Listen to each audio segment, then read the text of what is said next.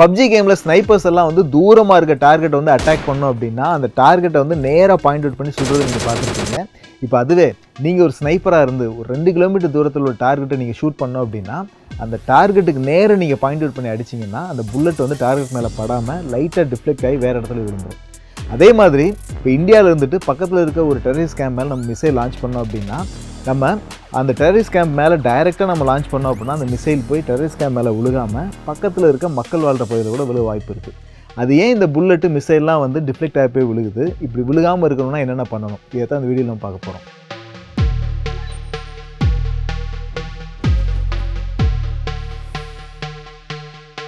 இங்கே 2 பைக் இருக்குது. அதில் ஒன்று பார்த்தீங்கன்னா ஸ்லோவாக போயிட்டுருக்கு, இன்னொன்று வந்து ஃபாஸ்ட்டாக போயிட்டுருக்கு. இப்போ இந்த 2 பைக்கும் ஒரே நேர்கோட்டில் வர்றப்போ ஃபாஸ்ட்டாக போயிட்டுருக்க பைக்கில் இருக்க ஒருத்தர் அவர் கையில் இருக்க பாலை எடுத்து ஸ்லோவாக போயிட்டுருக்க பைக் மேலே வந்து வீசுகிறாரு. இப்படி வீசுகிறப்போ நம்ம என்ன நினைப்போம், கரெக்டாக அந்த பால் போய் வந்து ஸ்லோவாக போகிற பைக் மேலே படும் அப்படின்னு நினைப்போம். ஆனால் அதான் நடக்காது. அதுக்கு பதிலாக இந்த பால் பார்த்தீங்கன்னா ஸ்லோவாக போயிட்டு இருக்க பைக்குக்கு முன்னாடி போய் விழுந்துடும். அது ஏன் சம்மந்தமே இல்லாமல் இந்த பால் வந்து இந்த பைக்குக்கு முன்னாடி போய் விழுகுது அப்படின்னு ஒரு கேள்வி உங்களுக்கு வரலாம். இந்த பாலை நீங்கள் நல்லா கவனிச்சிங்கனாலே தெரியும், இந்த பால் போயிட்டு இருக்க ஸ்பீடும் சரி, இந்த பைக் போயிட்டு இருக்க ஸ்பீடும் சரி, ரெண்டுமே சேமாக இருக்கும். அதனால தான் இந்த பைக்கில் உட்காந்துக்கிட்டு அந்த பால் நீங்கள் பார்த்தீங்கன்னா ஒரு நேர்கோட்டில் போகிற மாதிரி உங்களுக்கு தெரியும். ஆனால் நம்மலாம் ஜென்ரலாக என்ன நினச்சிட்டு இருப்போம் பார்த்தீங்கன்னா, டார்கெட்டு நமக்கு நேராக வந்ததுக்கப்புறம் அந்த பாலை தூக்கி வீசிட்டோம் அப்படின்னா கண்டிப்பாக இந்த பால் போய் டார்கெட் மேலே பட்டோம் அப்படின்னு நினச்சிட்டு இருப்போம். ஆனால் அதான் கிடையாது.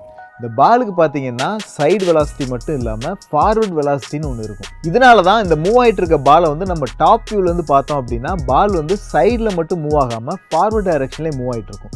இந்த காரணங்களால தான் ஃபாஸ்ட்டாக போயிட்டு இருக்க பைக்கில் இருந்து ஸ்லோவாக போயிட்டு இருக்க பைக் வந்து நம்ம பால் எடுத்து வீசணும் அப்படின்னா ஸ்லோவாக போயிட்டு இருக்க பைக்கு முன்னாடி போய் விழுது. இதுவே ஸ்லோவாக போகிற பைக்கில் இருந்து ஃபாஸ்ட்டாக போகிற பைக்கு வந்து ஒரு பாலை தூக்கி வீசணும் அப்படின்னா இந்த பால் வந்து டார்கெட்டுக்கு பின்னாடி போய் விழுந்துடும்.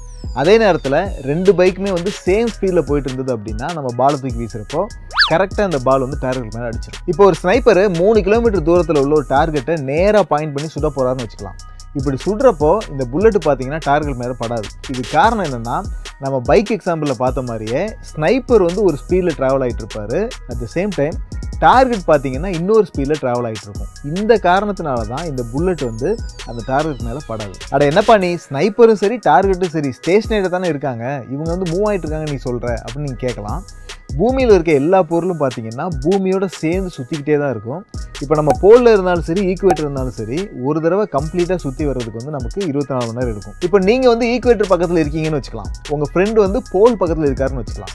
நீங்கள் 24 மணி நேரத்தில் சுற்றி வர டிஸ்டன்ஸ் பார்த்தீங்கன்னா ஜாஸ்தியாக இருக்கும். அதுவே உங்கள் ஃப்ரெண்டு வந்து 24 மணி நேரத்தில் சுற்றி வர டிஸ்டன்ஸ் பார்த்தீங்கன்னா கம்மியாக இருக்கும்.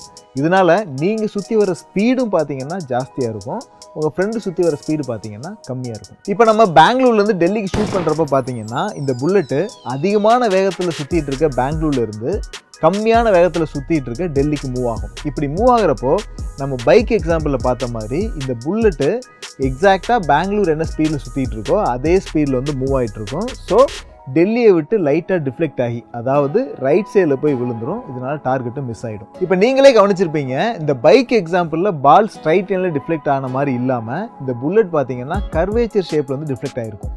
இது காரணம் என்னென்னு பார்த்தீங்கன்னா, பெங்களூர்லேருந்து டெல்லிக்கு புல்லட் ட்ராவல் ஆகிறப்போ நடுவில் வேறு ஸ்பீடில் சுற்றிட்டு இருக்க ஏரியாவை தான் அந்த புல்லட் வந்து கடந்து போகணும். உதாரணத்துக்கு பெங்களூருக்கு ரொம்ப பக்கத்தில் இருக்க ஒரு பிளேஸை எடுத்துட்டோம் அப்படின்னா பெங்களூரை விட ரேடியஸ் கொஞ்சமாக தான் கம்மியாக இருக்கும். இதனால் பெங்களூரை விட அந்த இடத்துல ஸ்பீடும் லைட்டாக தான் கம்மியாக இருக்கும். ஸோ புல்லட் வந்து லைட்டாக டிஃப்ளெக்ட் ஆகிருக்கும். இப்போது அடுத்த இடத்துல பார்த்தோம் அப்படின்னா ரேடியஸ் வந்து இன்னும் கொஞ்சம் கம்மியாக இருக்கும். ஸோ ஸ்பீடும் பார்த்தீங்கன்னா இன்னும் கொஞ்சம் கம்மியாக தான் இருக்கும். இதனால் முன்னை விட டிஃப்ளெக்ஷன் இன்னும் அதிகமாகவே இருக்கும். இதே மாதிரி ஒவ்வொரு பிளேஸையும் நம்ம கடக்கிறப்பையும் இந்த டிஃப்ளெக்ஷன் இன்க்ரீஸ் ஆகி டெல்லியை ரீச் பண்ணுறப்போ டிஃப்ளெக்ஷன் வந்து மேக்ஸிமமாக இருக்கும்.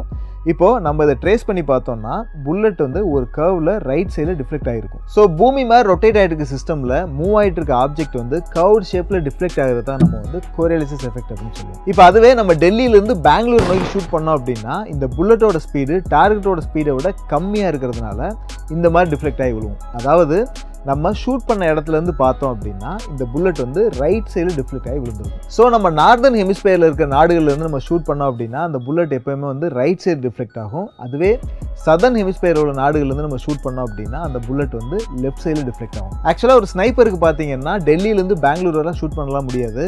ஆனால் இந்தியாவிலேருந்து பக்கத்து நாட்டில் உள்ள டெரரிஸ்ட் கேம்ப் மேலே வந்து நம்ம மிசைல் லான்ச் பண்ணுறப்போ இந்த கோரியாலிசிஸ் இம்பாக்ட் வந்து நம்ம கால்குலேட் பண்ணாமல் லான்ச் பண்ணிட்டோம் அப்படின்னா அந்த டெரரிஸ்ட் கேம்ப் மேலே இந்த மிசைல் விழாமல் மக்கள் இருக்க பகுதியில் கூட இவ்வளோ வாய்ப்பு இருக்குது. பட் இந்த ஸ்னைப்பர்ஸ் எல்லாம் பார்த்தீங்கன்னா 2-3 கிலோமீட்டர் வரை உள்ள டார்கெட் கூட அடிப்பாங்க. இப்படி அடிக்கிறப்போ இந்த கோரியாலிசிஸ் எஃபெக்டால் வந்து பெருசாக புல்லட் டிஃப்ளெக்ட் ஆகலைனாலும் டார்கெட் மிஸ் ஆகிற அளவுக்கு வந்து டிஃப்ளெக்ட் ஆக வாய்ப்பு இருக்குது. இந்த மாதிரி டைமில் வந்து இவங்க ஒழுங்காக கேல்குலேட் பண்ணி அடிச்சே ஆகணும். வெல் ட்ரெயின்டு ஸ்னைப்பர்ஸ் எல்லாம் பார்த்தீங்கன்னா பக்காவாக கேல்குலேட் பண்ணி சூப்பராக அடிப்பாங்க. இந்த கோரியாலிசிஸ் எஃபெக்டை வந்து நம்ம ஃபிசிக்கலாக பார்த்து ஃபீல் பண்ணோம் அப்படின்னா ஒரு மெரிகோ ரவுண்ட் வந்து ஃபாஸ்ட்டாக சுற்றிட்டு இருக்கும்போது அதுலேருந்து ஒரு பால் நம்ம தூக்கி வீசினோம் அப்படின்னா அந்த பால் இந்த மாதிரி கர்வ்டு ஷேப்பில் போகிறத நம்மளால் பார்க்க முடியும். இது மட்டும் இல்லாமல் இந்த கோரியாலிசிஸ் எஃபெக்ட்டுக்கு வந்து இன்னொரு இன்ட்ரெஸ்டிங்கான அப்ளிகேஷன் இருக்குது. பொதுவாக ஒரு புயல்லாம் வர்றப்போ அதை நம்ம சேட்டலைட் இமேஜில் பார்த்தோம்னா அந்த புயல் நேராக வராமல் இந்த மாதிரி சுற்றிக்கிட்டே வரதை நீங்கள் பார்த்துருப்பீங்க. சென்னை மாதிரி நார்தன் ஹெமிஸ்பியர் உள்ள பகுதிகளில் வந்து இந்த புயல் வந்து ஆன்டி கிளாக் வைஸ் சுற்றிட்டு இருக்கும். அதுவே சவுத் ஆஃப்ரிக்கா மாதிரி சதர்ன் ஹெமிஸ்பியரில் உள்ள பகுதிகளில் பார்த்தீங்கன்னா இந்த புயல் வந்து கிளாக் வைஸ் ரொட்டேட் ஆகிட்டு இருக்கும். இதுக்கு காரணம் பார்த்தீங்கன்னா கோரியாலிசிஸ் எஃபெக்ட் தான். பொதுவாக புயல் ஒன்று உருவாச்சுன்னா பார்த்தீங்கன்னா அந்த இடத்துல காற்றோட அழுத்தம் வந்து கம்மியாக இருக்கும். இதனால தான் குறைந்த காற்றழுத்த தாழ்வு மண்டலம் சொல்லி நீங்கள் கேள்விப்பட்டிருப்பீங்க. இப்போது புயல் இருக்க இடத்துல காற்றோட அழுத்தம் கம்மியாக இருக்கனால அதிகமான அழுத்தம் இருக்கிற இடத்துல இருந்து ஏர் மாலிகுல்ஸ்லாம் பார்த்தீங்கன்னா இந்த இடத்த நோக்கி மூவ் ஆக ஆரம்பிக்கும். இப்படி மூவ் ஆகிறப்போ கோரியாலிசிஸ் எஃபெக்ட்னால வந்து இந்த மாதிரி இந்த ஏர் மாலிகுல்ஸ்லாம் டிஃப்ளெக்ட் ஆக ஆரம்பிச்சிடும். இதனால தான் சுழல் உருவாகுது.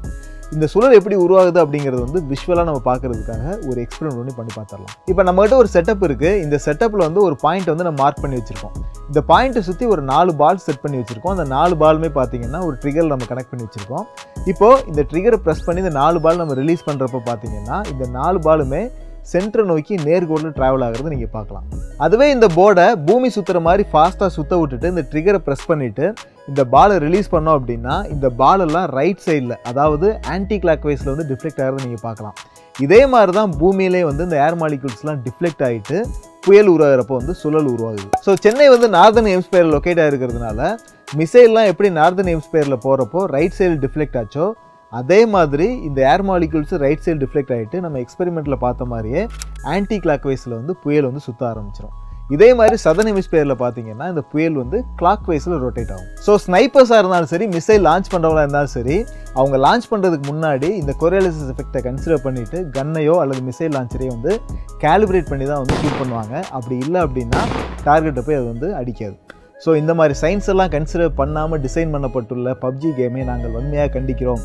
அது மட்டும் இல்லாமல் இந்த கேமை சீக்கிரம் அப்டேட் பண்ணல அப்படின்னா பண்ணிடுங்க. நன்றி.